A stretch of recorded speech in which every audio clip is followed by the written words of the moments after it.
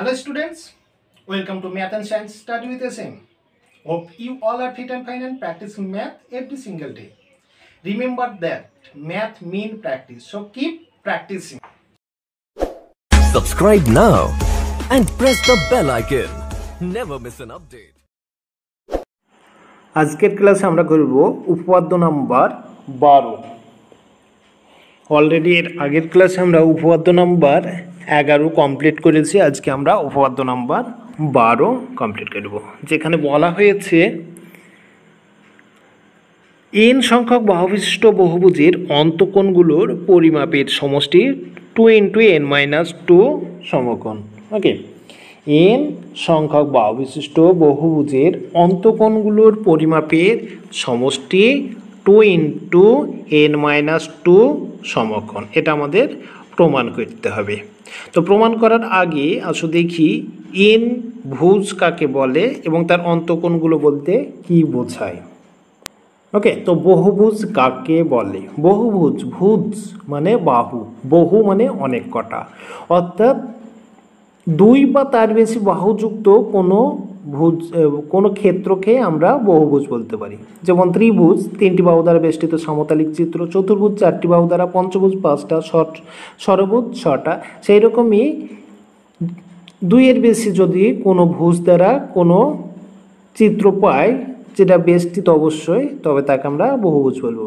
অর্থাৎ ত্রিভুজ সেটা হচ্ছে এক ধরনের বহুভুজ, চতুর্ভুজ সেটাও একটা বহুভুজ, পঞ্চভুজ সেটাও একটা বহুভুজ যার বাহুর সংখ্যা 5টি। তাহলে বহুভুজ মানে দুইয়ের বেশি বাহুবিশিষ্ট যে সমতালিক চিত্র, সেটাই বহুভুজ। সুতরাং এখানে বহুভুজে ক্লিয়ার। তাহলে আমরা n সংখ্যক বাহুবিশিষ্ট বহুভুজ, n সংখ্যক মানে n এর মান নির্দিষ্ট নয়, সেটা 3টে হতে পারে, 4টে হতে পারে, 5টা, 6টা, 7টা, 8টা, 9টা, 10টা এক্সেট্রা। ওকে, তাহলে আমরা এখানে একটা ছবি আঁকিয়েছি, দেখতে পাচ্ছ একটা বহুভুজের চিত্র অঙ্কন করেছি, যেখানে কতগুলো বাহু রয়েছে দেখা যাক। A B, BC, CD, D, EF, FG, GH এবং ডট ডট ডট দিয়েছি, মানে কটা আমরা নিজেরাও সঠিক ক্যালকুলেট করিনি, অর্থাৎ অসংখ্য রয়েছে, যেটাকে আমরা এন দ্বারা সিম্বলাইজড করছি, যে এর বাহুর সংখ্যা রয়েছে এন টি। তাহলে এর অন্তঃকোণগুলো কোনগুলো? অন্তঃকোণ মানে ভিতরের দিকে যে কোণগুলো তৈরি, যেমন ত্রিভুজের 3টি কোণ তৈরি হয়, চতুর্ভুজের 4টি ভিতরে, এটার ক্ষেত্রেও কোণ তৈরি হবে, সেই কোণগুলোকে অন্তঃকোণ বলবো। কোণগুলো এখানে একটা কোণ, এটা একটা কোণ, এটা একটা কোণ, এটা একটা কোণ, এখানে একটা কোণ, এখানে ডট ডট ডট করে এখানে অসংখ্য কোণ রয়েছে। কটা কোণ তৈরি হবে? সাধারণত আমরা জানি চিত্রটা যতগুলো ভুজ থাকবে ততগুলো কোণ তৈরি হবে।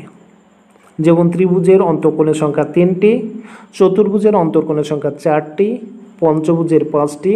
সুতরাং এটা যেহেতু n ভুজ, সুতরাং এর কোণ সংখ্যা হবে, অন্তঃকোণ সংখ্যা হবে nটি। ক্লিয়ার? এই হচ্ছে আমাদের বহুভুজ। তাহলে আমরা বহুভুজ কাকে বলে দেখলাম, বহুভুজের অন্তঃকোণ বলতে গেলে কাকে বলে আমরা সেটাও দেখলাম। এবার প্রশ্নটা মানে আমাদের উপপাদ্যের হেডলাইন বলেছে যে অন্তঃকোণগুলো সমষ্টি হবে 2 × n-2 সমকোণ। যেমন ত্রিভুজের 3টি অন্তঃকোণ রয়েছে এবং তার যোগফল হয় 180 ডিগ্রি, চতুর্ভুজের 360। একই রকমভাবে যদি ভুজ n হয় তবে তার অন্তঃকোণগুলো সমষ্টি হবে 2 × n-2 ইন্টু সমকোণ মানে 90 ডিগ্রি, বা ভাষাতে লিখলে আমরা পাবো সমকোণ। তো চলো এবার ধাপে ধাপে আমরা প্রমাণ করে দেখি এটা প্রমাণ হয় কি না। তো এখানে আমরা A B C D E F G H dot dot dot একটি n সংখ্যক বাহুবিশিষ্ট বহুভুজ ধরে নিলাম। ওকে, আমরা এ বি একটা বাহু, B C, C D, D E F G H ইত্যাদি করে A B C D F G H dot dot dot dot dot মানে আমরা এখনো বাহু রয়েছে, যে বাহুর সংখ্যা সঠিক জানি না, ওটা মোট nটি। এবার n এর মান যদি 10 নেই তাহলে এখানে আমরা 10টি পাবো A B C D F G H করে, আর যদি n এর মান 12 লি 15 লি ইত্যাদি যে কোনো নেই তবে সেই হিসাবে আমরা বাহুর সংখ্যা পাবো। তাহলে এখানে n সংখ্যক বাহুবিশিষ্ট একটি বহুভুজ আমরা অঙ্কন করলাম। তাহলে আমাদের প্রমাণ করতে হবে কি, প্রমাণে বলে দিয়েছে হেডলাইনে যে n সংখ্যক বাহুবিশিষ্ট বহুভুজের অন্তঃকোণগুলোর সমষ্টি 2 × n-2 সমকোণ। তাহলে এটা যেহেতু n ভুজ বাহুবিশিষ্ট একটা বহুভুজ, সুতরাং এর অন্তঃকোণগুলো সমষ্টি 2 × n-2 সমকোণ, এটা আমাদের প্রমাণ করতে হবে। তো অঙ্কনে আমরা কি করলাম, জাস্ট কর্ণবিন্দুগুলো যোগ করলাম।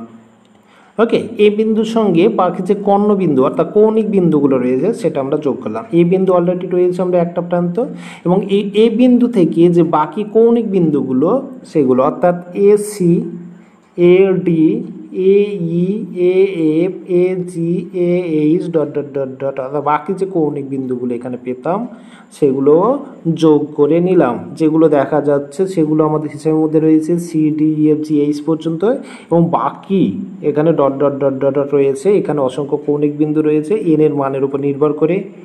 ওকে, তাহলে n এর মান যদি আমরা অসংখ্য নিই 100, তাহলে অসংখ্য রয়েছে, যদি 50 নেই আরও রয়েছে, যদি 20-22 নেই তবুও আমাদের এখানে কর্ণবিন্দু রয়েছে। তাই আমরা কি করলাম, এই বিন্দু থেকে কৌণিক বিন্দু ABCD ডট ডট ডট চিহ্নটা অবশ্যই দেবে, কারণ n এর মান আমাদের সঠিক জানা নাই।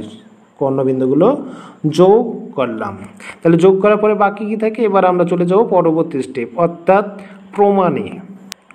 দেখো, কৌণিক বিন্দুগুলো যোগ করার ফলে আমাদের n-2 সংখ্যক ত্রিভুজ উৎপন্ন হয়েছে। অর্থাৎ কৌণিক বিন্দু বলতে গেলে এই যে ABC, AD, AE যোগ করলাম ইত্যাদি ইত্যাদি, এবং ডট ডট ডট করে এখানে কতটা হচ্ছে আমাদের জানা নেই। এগুলো যোগ করার ফলে n-2 সংখ্যক ত্রিভুজ উৎপন্ন হয়েছে।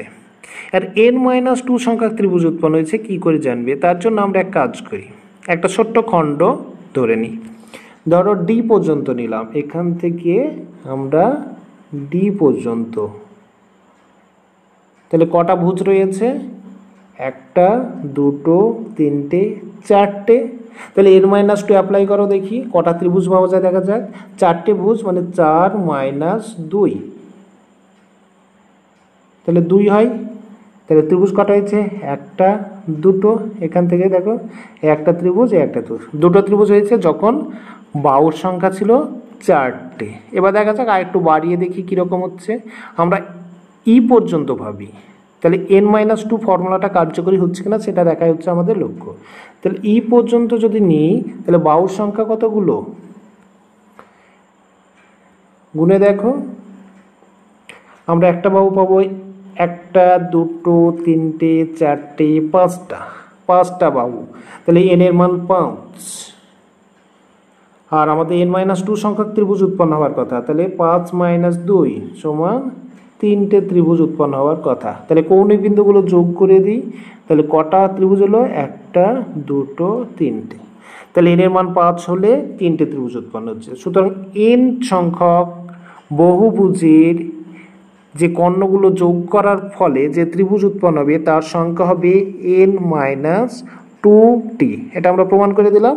আমরা যখন 4টি বাহু নিলাম দুটি ত্রিভুজ উৎপন্ন হচ্ছে, যখন 5টি বাহু নিলাম পঞ্চভুজ তখন ত্রিভুজ সংখ্যা হলো 3টে, অর্থাৎ 5 - 2t, n-2t।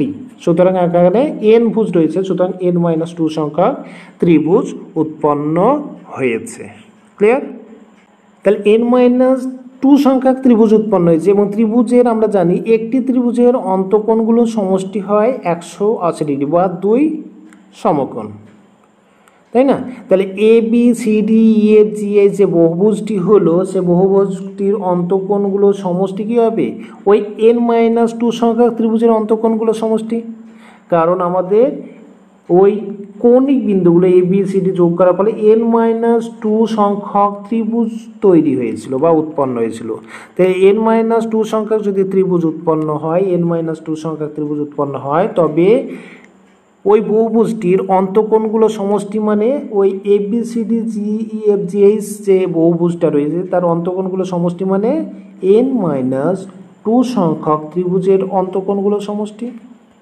এবার ক্লিয়ার হোক, বহুভুজটার অন্তঃকোণগুলোর সমষ্টি, বহুভুজটির অন্তঃকোণগুলোর সমষ্টি মানে n-2 সংখ্যক ত্রিভুজের অন্তঃকোণের সমষ্টি। কারণ ওই যে বহুভুজটি ছিল সেই বহুভুজটিতে মোট n-2টি ত্রিভুজ উৎপন্ন হয়েছে। সুতরাং বহুভুজটি অন্তর্কোণগুলোর সমষ্টি মানে n-2 সংখ্যক ত্রিভুজের অন্তঃকোণগুলোর সমষ্টি। তাহলে n-2 সংখ্যক ত্রিভুজের অন্তঃকোণগুলোর সমষ্টি।